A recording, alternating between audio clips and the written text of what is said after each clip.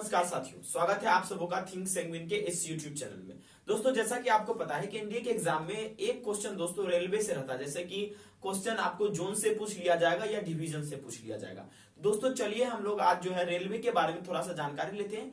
हम लोग बहुत ज्यादा डिप्थ में नहीं जाएंगे, जो डेप्थ होता है उसमें नहीं जाएंगे, लेकिन इतना जानकारी जरूर इकट्ठा कर लेंगे जो हमारे एग्जाम के लिए बहुत ही ज्यादा महत्वपूर्ण है। ठीक है दोस्तों, चलिए हम लोग समझते हैं रेलवे के बारे में। दोस्तों भारतीय रेल बहुत ही बड़ा है, एशिया में सबसे लार्जेस्ट, आपको ये पता है, सबसे ज्यादा लॉन्गेस्ट है। ठीक है, तो इस स्थिति में दोस्तों हमें अपने इंडियन रेलवे के बारे में जानना बहुत जरूरी है। दोस्तों जब हम छोटे से थे उस समय अक्सर जब पूर्व मध्य रेल लिखा रहता था, उसके बाद दोस्तों अलग अलग तरह की चीजें जैसे रेल पे लिखा रहता था, हम लोग आश्चर्य करते थे भाई ये पूर्व मध्य रेल क्या होता है, क्योंकि हम लोग को बुझने नहीं आता था उस समय।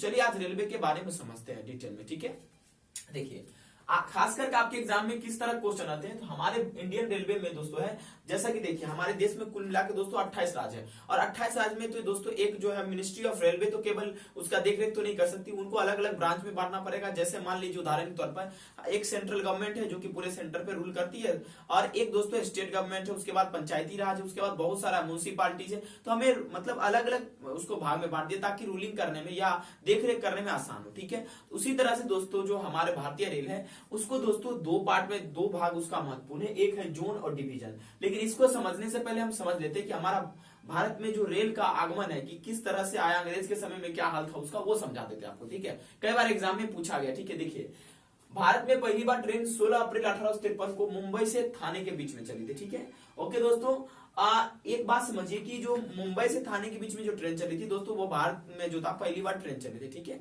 क्योंकि उस समय उतना ट्रेन अपग्रेडेड नहीं थे। तो कई बार एग्जाम में क्वेश्चन, हालांकि सीडीएस के एग्जाम में ये पूछा गया था कि मतलब भारत में पहली बार ट्रेन कब चली थी, कौन सी ईस्वी में, तो 1853 वो होगा दोस्तों। अब पूछा जाएगा कहां से कहां तक चली थी, तो बम्बई से लेकर थाने तक में। ठीक है, और बहुत सारा फेरी क्वीन वगैरह भी चली थी। ठीक है, चलिए देखिए अब दोस्तों उस समय दोस्तों कौन सा गवर्नर, तो उस समय दोस्तों जो था वो डलहौजी था। ठीक है, इसलिए दोस्तों आपको ये बात पता होना चाहिए कि father of Indian railway Dalhousie को कहा जाता है। ठीक है, उसका उसमें अहम भूमिका है। ठीक है, चलिए तो अब हम मेन आते हैं अपना जोन और डिवीजन को समझने में दोस्तों। ठीक है, देखिए इंडियन रेलवे में दोस्तों अलग अलग जितने राज्य हैं, लगभग उनके राज्य में हम लोग जो है दोस्तों जोन के बारे में जानते हैं। जोन मतलब क्या होता है, देखिए अब समझने की प्रयास कीजिए। मान लीजिए कि आप भारत में रह रहे हैं, ठीक है, तो भारत में रह रहे हैं तो दोस्तों अलग अलग जो है अलग अलग राज्य उनके हिसाब से अलग अलग जोन बांटा गया। ठीक है, जैसे उदाहरण के तौर पर मान लीजिए कि अगर आपका राज्य पूरब दिशा की ओर है तो आपको पूर्व मध्य रेल हो जाएगा। मान लीजिए आपका राज्य जो पूरब दिशा के मध्य में है तो उसे हम लोग ईस्ट सेंट्रल रेलवे कहते हैं। इसी तरह से जितने भी दिशा है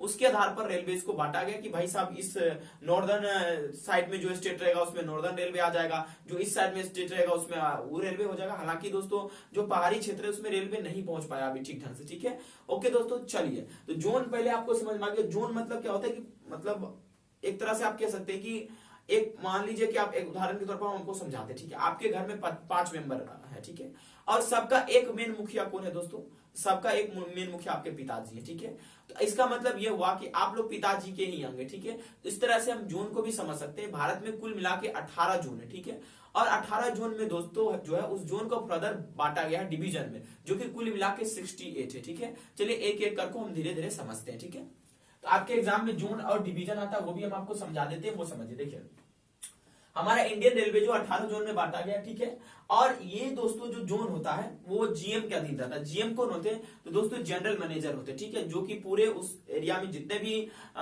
डिवीजन होते हैं उसका मतलब मेन एक तरह से आप हेड कह सकते हैं। ठीक है, तो भारत में कुल मिला के कितने जोन है, 18 जोन है। ठीक है, मैं 18 जोन को पढ़ा दूंगा आपको। ठीक है, ओके, और आपको उसका क्या करना है, हेडक्वार्टर याद रखना है। ठीक है, ये अक्सर एग्जाम में पूछा जाता है। ठीक है, समझिएगा गौर से। ठीक है, देखिए फिर जोन को क्या किया गया, डिवीजन में बांटा गया। ठीक है, और डिवीजन दोस्तों ये डीआरएम के अधीन होता है। किसके अधीन होता है, डीआरएम। डीआरएम क्या होता है, जो आपका दोस्तों डिस्ट्रिक्ट रेलवे मैनेजर होता है। ठीक है, मतलब सॉरी डिस्ट्रिक्ट कहते हैं, डिविजनल रेलवे मैनेजर, माफ कीजिए, कौन होता है, डिविजनल रेलवे मैनेजर। ठीक है, अब डीआरएम दोस्तों आपको पता है एक समय था जब यूपीएससी में सीआरए का एग्जाम कंडक्ट होता था, उसके थ्रू डीआरएम बनते। हालांकि काफी प्रेस्टिजियस पोस्ट है, इसमें अच्छा सैलरी भी है और इज्जत भी बहुत जबरदस्त है, रेलवे का उच्चतम पोस्ट ये माना जाता है। ठीक है, एक में चलिए समझिए, अब गौर से समझिए, मैंने आपको क्या समझाया, जोन कुल मिला के 68 है। ठीक है, अब जोन को फर्दर डिवीजन में बांटा गया, क्योंकि अब जोन मान लीजिए कि हम बोलते हैं ईस्ट सेंट्रल रेलवे एक आपका क्या है दोस्तों, एक जोन है। अब उसको हम उसी पर छोड़ देंगे और उसको कई सारे उसमें भी ईस्ट सेंट्रल रेलवे में बिहार में मान लीजिए 38 को जिला है, और 38 जिला में दोस्तों हम केवल एक ईस्ट सेंट्रल रेलवे को थोप दें कि आप 38 जिला का देखरेख करिए, थोड़ा सा ये मुश्किल हो जाएगा।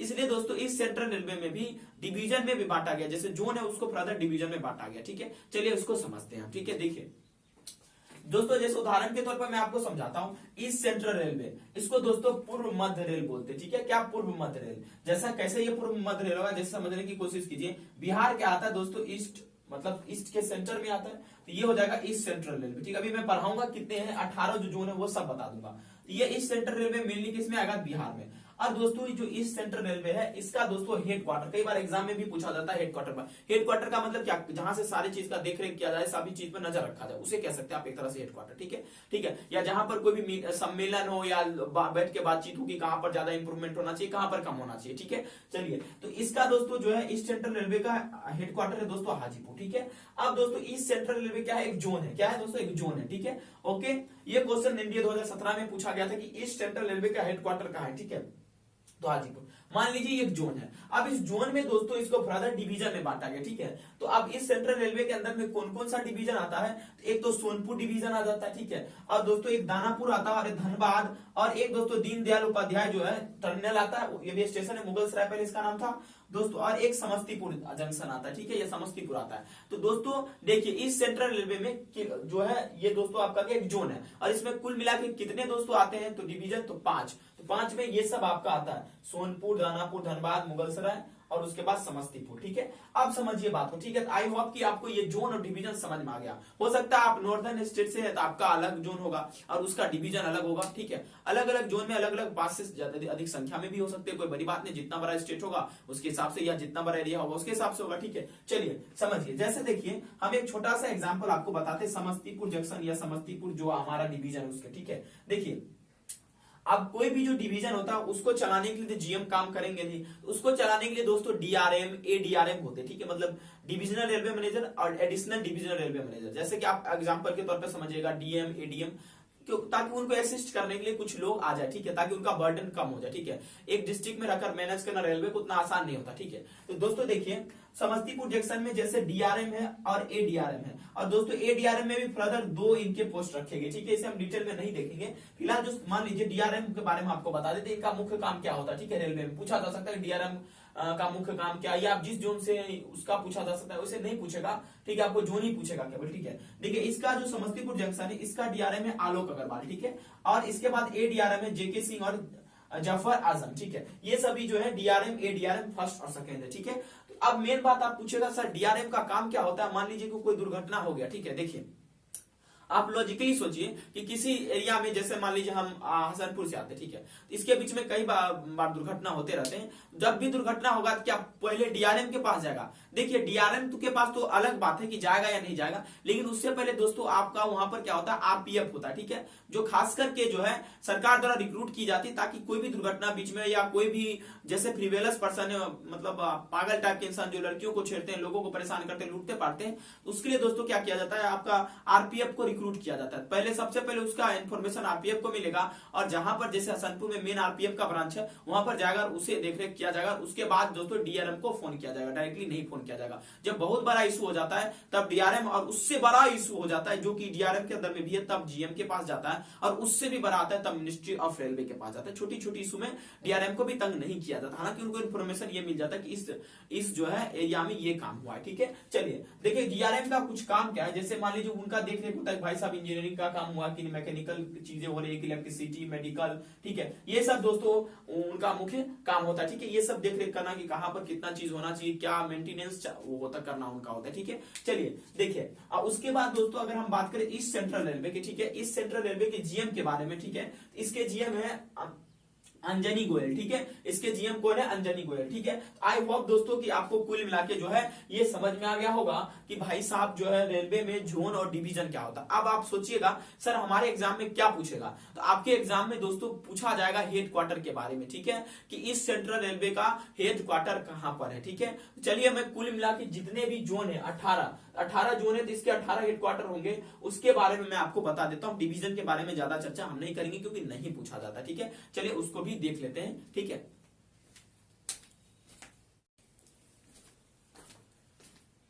ओके दोस्तों, तो चलिए हम लोग जो है अब रेलवे के हेडक्वार्टर्स को, जितने भी 18 जोन हैं उनके हेडक्वार्टर्स को समझते हैं, ठीक है। उसके बाद आगे बढ़ेंगे दोस्तों, हम इसको समझेंगे दिशा के हिसाब से। हालांकि मैंने इस तरफ आपको पूरा लिस्ट दे दिया है दोस्तों, इस तरह से अगर आपको याद हो जाता है तो पूरा लिस्ट से इस तरह से याद कर लीजिए। अगर ऐसे याद नहीं होता, चलिए मैं आपको याद कराता हूं दोस्तों। जैसा कि आपको पता है कि कुल मिला के हम जब दिशा को बांटेंगे, इधर ईस्ट होगा, इधर वेस्ट, और ऊपर नॉर्थ और नीचे साउथ, ठीक है। तो दोस्तों देखिए कैसे बांटा जाएगा। अगर देखिए, अगर हम बोलेंगे ईस्टर्न रेलवे की, पूर्वी रेल के, तो उसका दोस्तों हेडक्वार्टर कहां होगा? कलकत्ता, ठीक है।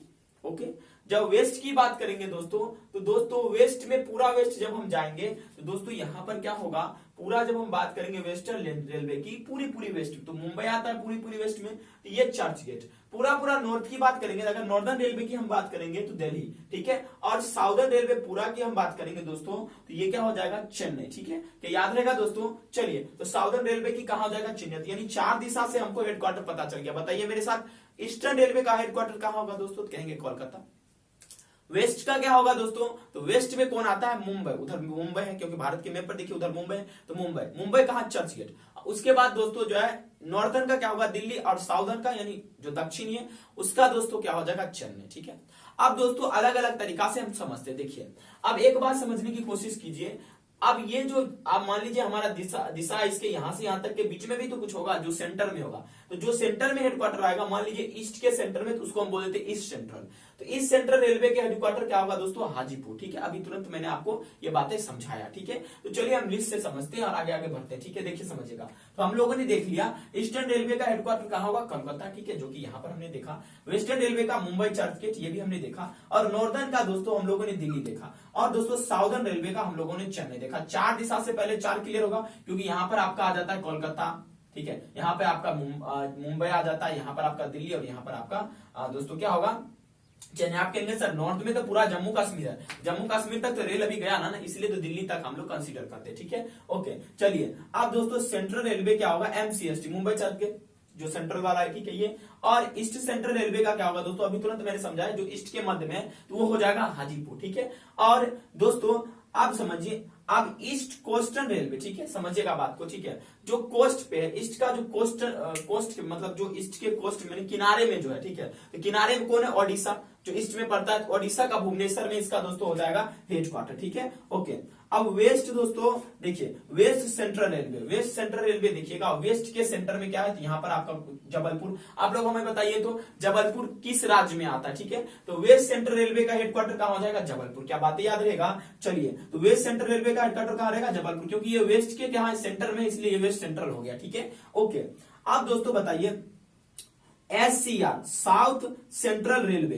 साउथ सेंट्रल रेलवे, ठीक है। तो देखिए इसका दोस्तों क्या होगा बताइए? सिकंदराबाद, ठीक है, जो साउथ के एकदम बीच में है, जो साउथ के बीच में होगा उसे हम लोग साउथ सेंट्रल रेलवे कहेंगे, जो कि सिकंदराबाद होगा, ठीक है, साउथ के एकदम बीच में, ठीक है। ओके, क्लियर है बातें? चलिए अब साउथ ईस्टर्न रेलवे, तो साउथ ईस्ट देखिएगा इधर से, तो ये आपका साउथ ईस्ट आता है, ठीक है, साउथ के ईस्ट में, तो साउथ ईस्ट बीच में आएगा, तो साउथ ईस्टर्न रेलवे यहां पर जब आइएगा, यहां पर आपका क्या होगा? साउथ ईस्टर्न रेलवे का कोलकाता, ठीक है, क्लियर है बातें? नॉर्थ फ्रंटियर रेलवे, ठीक है। अब नॉर्थ फ्रंटियर रेलवे जो है, इसका दोस्तों हेडक्वार्टर कहां होगा? मालेगांव, जो कि गुवाहाटी में, ठीक है। या आप इसे मैप के थ्रू याद कर सकते हैं, नहीं तो दोस्तों आप इसे लिस्ट के थ्रू याद कर सकते हैं, ठीक है। अब नॉर्थ ईस्टर्न रेलवे, तो नॉर्थ देखिए, नॉर्थ और ईस्ट, इसके बीच में आएगा नॉर्थ ईस्ट, ठीक है। नॉर्थ ईस्टर्न रेलवे जो दोस्तों होगा, उसका जो होगा सेंटर वो होगा गोरखपुर, ठीक है। ओके, अब देखिए समझने की कोशिश कीजिए।